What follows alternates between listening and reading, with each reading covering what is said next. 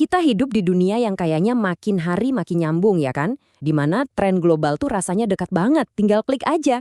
Nah, di tengah-tengah semua ini ada satu pertanyaan penting. Gimana nasib budaya lokal kita? Apa bakal hilang gitu aja? Atau justru bisa nemuin panggung baru yang lebih besar? Yuk kita cari tahu bareng-bareng. Nah, gambar ini nunjukin dilema yang kita hadapi setiap hari.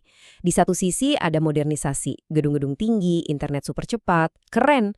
Tapi di sisi lain ada warisan nenek moyang kita. Tradisi yang kaya, identitas yang bikin kita jadi kita. Pertanyaannya, apa kita harus milih salah satu? Apa modernisasi itu artinya kita harus menghapus siapa diri kita? Oke, sekarang kita coba bedah lebih dalam yuk soal perang antara global dan lokal ini.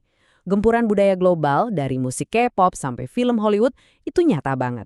Dan ini sering dianggap sebagai ancaman serius buat tradisi-tradisi lokal kita. Jadi ini bukan sekedar soal selera, tapi soal perjuangan mempertahankan jati diri. Terus, apa sih sebenarnya yang dipertaruhkan di sini? Jawabannya kearifan lokal.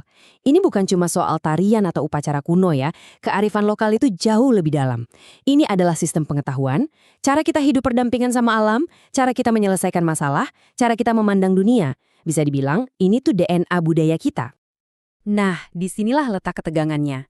Globalisasi itu kan cenderung bikin semuanya seragam, kayak semua orang dengerin lagu yang sama, pakai baju model yang sama, sementara budaya lokal justru sebaliknya.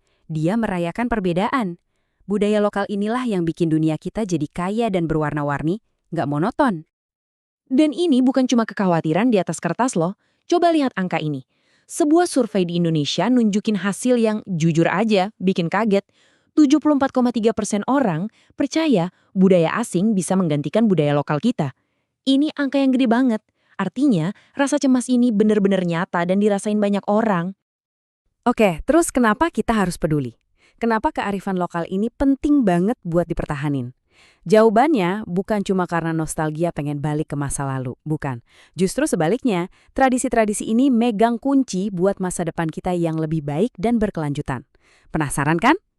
Jadi, kearifan lokal itu sebenarnya punya 4 pilar utama yang nguatin masyarakat kita. Ada harmoni dengan lingkungan, ketahanan ekonomi, penguat identitas sosial dan budaya, dan yang gak kalah penting, buat pendidikan karakter. Kita mulai dari yang pertama dulu ya, harmoni lingkungan. Contoh paling keren ya, sistem subak di Bali, ini udah diakui sama dunia loh. Subak ini bukti nyata gimana kearifan lokal bisa menciptakan sesuatu yang luar biasa seimbang dengan alam. Ini bukan teknologi kuno yang ketinggalan zaman. Ini sistem super canggih yang udah terbukti ribuan tahun bisa ngatur air secara adil dan ngejaga ekosistem. Gak cuma soal lingkungan loh, dari sisi ekonomi juga kuat banget. Kearifan lokal itu jadi motor penggerak ekonomi kreatif. Coba pikirin, batik dan tenun ikat. Itu bukan sekedar kain kan? Itu adalah karya seni bernilai tinggi yang membuka lapangan kerja dan bahkan jadi incaran pasar global. Ini bukti kalau tradisi itu bisa sangat menghasilkan di dunia modern. Oke, kita udah tahu kalau kearifan lokal ini berharga banget. Terus gimana cara jaganya biar nggak hilang? Nah, jawabannya dimulai dari sini, pendidikan. Kita perlu bangun jembatan antara dunia modern dengan warisan budaya kita. Dan tempat paling pas buat bangun jembatan itu ya di ruang kelas. Tapi masalahnya, seringkali kurikulum sekolah kita tuh rasanya impor. Apa yang dipelajari anak-anak terasa jauh banget dari kehidupan mereka sehari-hari. Akibatnya, mereka jadi kurang tertarik karena pelajarannya nggak relevan, nggak nyambung. Jadi, kuncinya adalah gimana caranya bikin pendidikan itu terasa seperti pulang ke rumah. Solusinya itu ada 3 langkah simple tapi powerful. Pertama, masukin pengetahuan lokal ke dalam buku-buku pelajaran. Dengan gitu, yang kedua, motivasi dan kreativitas siswa pasti bakal naik.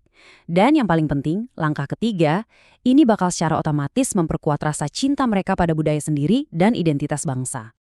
Ini juga ditegaskan sama Profesor Indra Wijayakusuma dari UGM. Beliau bilang pendidikan itu tujuannya bukan cuma ngejar tren internasional, justru sebaliknya, pendidikan harus berakar dari kearifan lokal, biar ilmunya benar-benar berguna buat masyarakat sekitar. Ini cara pandang yang harus kita pegang. Sekarang kita geser ke pahlawan kita di era digital. Anak-anak muda, kalau dulu mereka sering dianggap sebagai korban utama globalisasi, sekarang, wah mereka justru yang membalikan keadaan. Dan senjata mereka? Iya, modernisasi itu sendiri. Perubahannya kelihatan jelas banget. Dari yang tadinya cuma jadi konsumen pasif konten global, sekarang anak-anak muda kita berubah jadi kreator yang adaptif. Mereka nggak cuma nerima, tapi aktif ngambil warisan budaya mereka terus dikemas ulang dengan gaya kekinian biar keren dan relevan.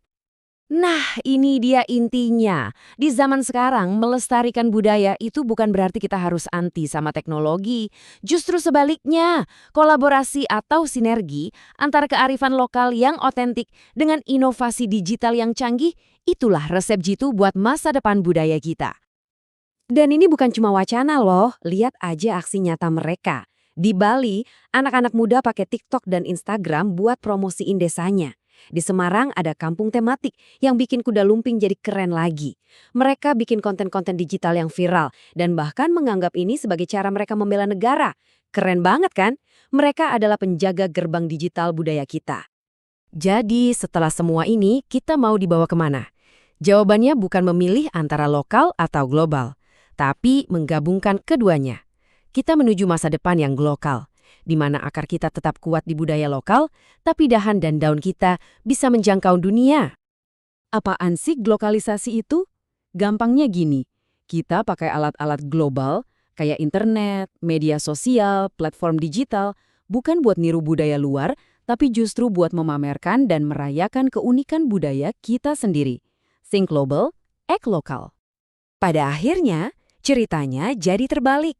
Globalisasi yang dulu kita takuti sebagai ancaman, sekarang justru bisa kita lihat sebagai sebuah peluang emas. Globalisasi menyediakan panggung raksasa. Dan tugas kita sekarang adalah menyiapkan budaya lokal kita untuk tampil memukau di panggung dunia itu. Nah, sebagai penutup, pertanyaannya saya kembalikan ke Anda. Coba deh pikirin sebentar, di lingkungan Anda, di kota Anda, di desa Anda, ada budaya atau tradisi unik apa? Kira-kira bagian mana dari budaya lokal Anda itu yang punya cerita keren? Yang kalau dikemas dengan ciamik, siap untuk mendunia. Masa depan budaya kita ada di tangan kita semua.